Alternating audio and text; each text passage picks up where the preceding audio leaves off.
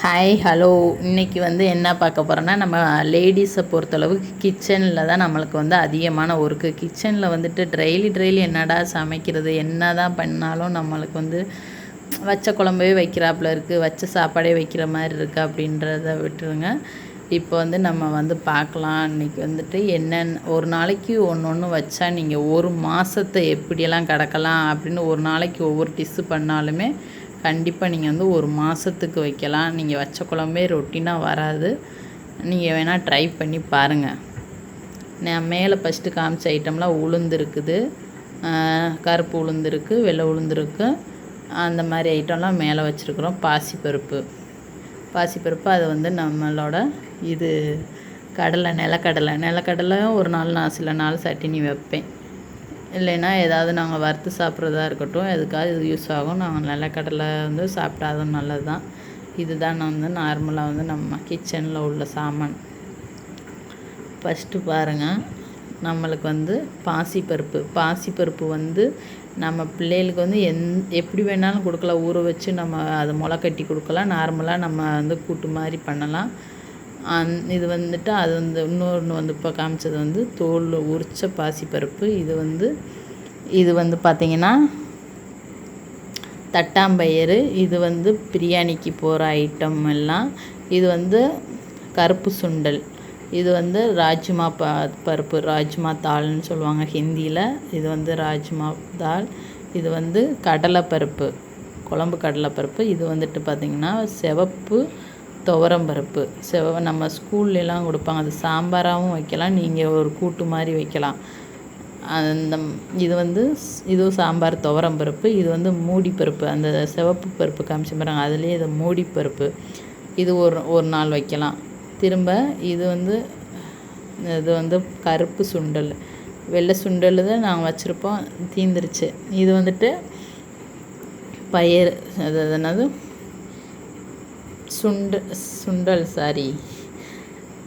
பட்டாணி. அதுக்கடுத்து வந்து இது வந்து கேசரி பவுட்ரு. அதுக்கடுத்து வந்து பெருங்காயத்தூள், ரசத்துக்கு எதுக்காவது போட்டுக்கிறதுக்காக பெருங்காயத்தூள். அடுத்து வந்து நம்ம சட்னி அரைக்கிறதுக்கு பொரிகடலை. இது மிளகு. இது வந்துட்டு கிராம்பு. இது வந்து சோடா, பேக்கிங் சோடா. அடுத்து வந்துட்டு இது வந்து சாம்பார் பவுட்ரு, ஆச்சி சாம்பார் பவுட்ரு. இது வந்துட்டு ஓமம் நாங்கள் பூரியிலலாம் கலந்துக்கிறோம் ஓமம். அடுத்து வந்து இது நெய் வந்து மேக்ஸிமம் நான் தான் எடுப்பேன். ஃபஸ்ட்டு டைம் ஒரே ஒரு டைம் தான் நான் டப்பா வாங்கினோம். அதாவது நான் கோட்ரஸ் வந்ததுக்கப்புறம். கோட்ரஸ் எங்களுக்கு வந்து ரேஷனில் வந்து பால் கொடுப்பாங்க. பால் வந்துட்டு அதில் வந்து நான் ஒரு நாளைக்கு 1 லிட்ரு 2 லிட்ரு கூட கிடைக்கும். அதை காய வச்சு ஆடை எடுத்து வச்சுட்டு நானே அது பண்ணி வச்சுருவேன். இது வீட்டில் கொண்டு வந்த மசாலா. நெக்ஸ்ட்டு வந்து டீ தூள். அதுக்கடுத்து வந்து இது ஏலக்காய். இது வந்து பெப்பர் பவுடர். நான் மிளகை வந்து அரைச்சி வச்சுருக்கிறேன், பெப்பர் பவுட்ரு. இது வந்து இதுவும் பிரியாணிக்கு போடுற மசாலா ஐட்டம் எல்லாம். இது வந்துட்டு நான் வந்து நம்ம அரிசி அளப்பம் பாருங்கள், படி, அதுலேயும் எல்லா ஜாமானும் எடுத்து வச்சுருக்கிறேன். மேக்ஸிமம் வந்துட்டு நம்மளுக்கு தேவையானது வந்துட்டு கிச்சன் ஐட்டம் தான் மெயினாக வந்து இருக்கணும் நம்மளுக்கு வீட்டில். இது இருந்தாலே நம்மளுக்கு வந்து டென்ஷனே இருக்காது என்ன சமைக்கணும்னு சொல்லிட்டு. ஒவ்வொரு நாளும் ஒவ்வொன்றா வந்து நீங்கள் லைனாக வச்சுருந்தீங்கன்னா, இன்றைக்கி இந்த இதை வச்சுட்டிங்க, நாளைக்கு இன்னொன்று வச்சுட்டிங்கன்னா, அப்படியே ரொட்டீனாக அப்படியே ரெகுலராக ஒன்று வச்சுட்டு வந்துடலாம். இது வந்து அஜினமோட்டோ. இது வந்து வெந்தயம். இது வந்து மஞ்சள் தூள்.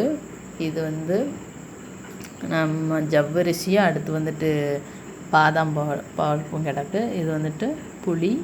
அதுக்கடுத்து சுண்டை வத்தல்.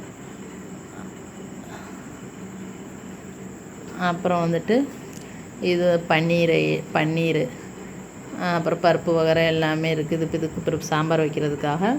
அடுத்து நாங்கள் ஊர்லேருந்து கருவாடு இந்த மாதிரி ஐட்டமும் எல்லாமே வாங்கிட்டு வந்துருக்குறோம். கருவாடு, அப்புறம் வெள்ளைப்பூண்டு குழம்பு வைக்கிறதுக்கு வெள்ளைப்பூடு. அப்புறம் வெண்டைக்காய். ஒரு நாள் வெண்டைக்காய் குழம்பு வைக்கலாம், ஒரு நாள் கத்திரிக்காய் குழம்பு வைக்கலாம். இது வந்து எள்ளு. கீழே இருக்கிறது வந்து சேமியா, பாயாசம் காய்ச்சறதுக்காக அதுக்கடுத்து நாட்டு சக்கரை வச்சுருக்கேன், அதில் வெல்லமும் இருக்குது, அதுக்கடுத்து உப்பு, எல்லா ஐட்டம். இது வந்து பால்கோவா நான் வீட்டிலே பண்ணது. எல்லா ஐட்டமே இப்போ நான் காமிச்ச பருப்பு ஐட்டத்து எல்லாத்துக்குமே ஒவ்வொரு நாளும் ஒவ்வொரு பருப்பு ஐட்டம் நம்ம வச்சிட்டோன்னா, அதுக்கடுத்து அதுக்கு சைடிஷ் வந்து நம்ம ஆம்லேட்டு போடலாம், இல்லைன்னா அப்பளம் பொரிக்கலாம்.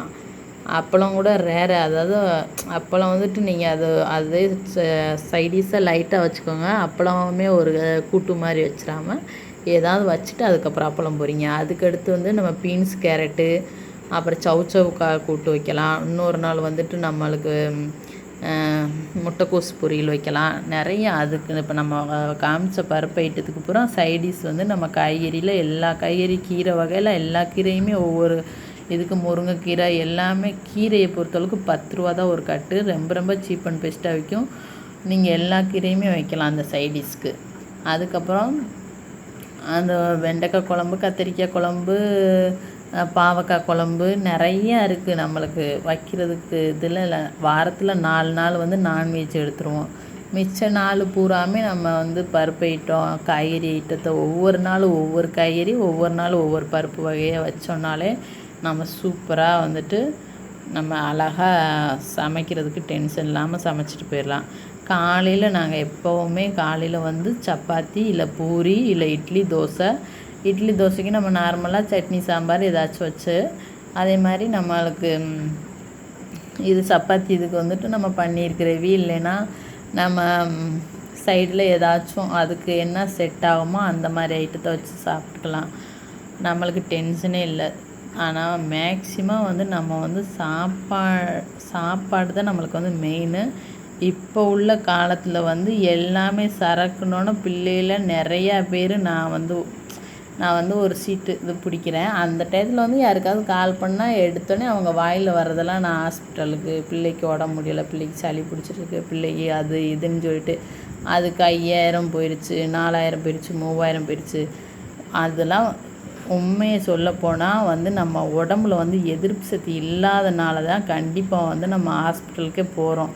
நம்மளுக்கு உடம்புல எதிர்ப்பு சக்தி இருந்தாலே நம்மளுக்கு எதுவுமே வராதுன்னா மெயினாக வந்து நம்ம சாப்பிட்ற சாப்பாடு தான் மெயினாக.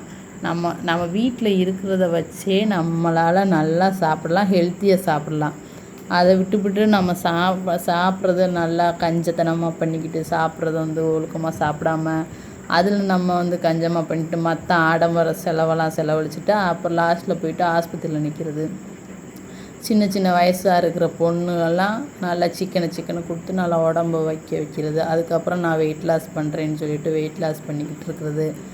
அப்புறம் அது ஒரு பிரச்சனையாகிறது. அதனால் நம்ம சாப்பிட்றது வந்துட்டு நீங்கள் சாதத்தை வந்து நீங்கள் கம்மியாக வச்சுக்கிட்டு மித்த சைடிஷ் எல்லாம் ஹெல்த்தியெல்லாம் நீங்கள் ஒவ்வொன்றும் யாருக்குமே சொல்லணும்னு தேவையே இல்லை. எல்லாமே யூடியூப்பில் போடுறாங்க. எல்லாமே ஒவ்வொன்றும் நீங்கள் அதை போட்டு பாருங்கள். இது சாப்பிட்டா நம்மளுக்கு என்ன உடம்புல என்ன எனர்ஜி கிடைக்குது, இது சாப்பிட்டா நம்ம காசு பணம் வசதியாக இருக்கிறவங்க தான் நம்ம எல்லாமே வாங்க முடியும், அப்படியெல்லாம் இல்லை. இது சராசரி கூலி வேலை பார்க்குறவங்க கூட இது பண்ணுவாங்க. கண்டிப்பாக மேக்ஸிமம் இன்றைக்கி இருக்க நிலைமைக்கு வந்து எந்த ஒரு லேடிஸாக இருந்தாலும் வீட்டில் வச்சு தான் ஹஸ்பண்ட் வந்து வீட்டில் வச்சு தான் அவங்க கஷ்டப்பட்டு தான் உழைக்கிறாங்க. அதனால் அவங்க உழைக்கிறவங்களுக்கு இருக்கிற வீட்டில் இருக்கிற லேடிஸ் தான் நம்ம தான் வந்து அவங்களுக்கு ஹெல்த்தியாக சமைச்சு கொடுத்தா மட்டும்தான் நம்ம குடும்பம் நல்லா சந்தோஷமாக இருக்க முடியும்.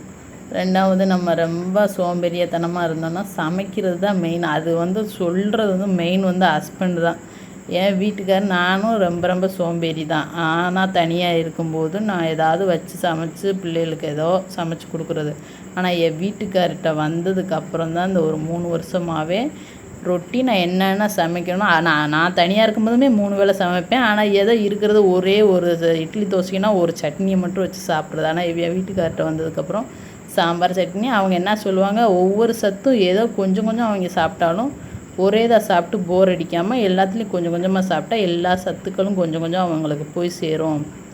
நம்ம வீட்டில் இருக்கிறத வச்சு இதை வச்சு சமைச்சாலே உனக்கு நிறையா உனக்கு சமைக்கலாம், ஏன் நீ இந்த மாதிரி இது பண்ணுற வைக்கிறேன்னு அவங்க என்னை திட்டி தான் நான் அந்தளவுக்கு வந்திருக்கிறேன். மெயின் வந்து யார் ஒரு வீட்டில் சோம்பேறியாக இருக்காங்களோ அதுக்கு ரீசன் மெயின் வந்து அவங்க ஹஸ்பண்ட் மட்டும்தான்.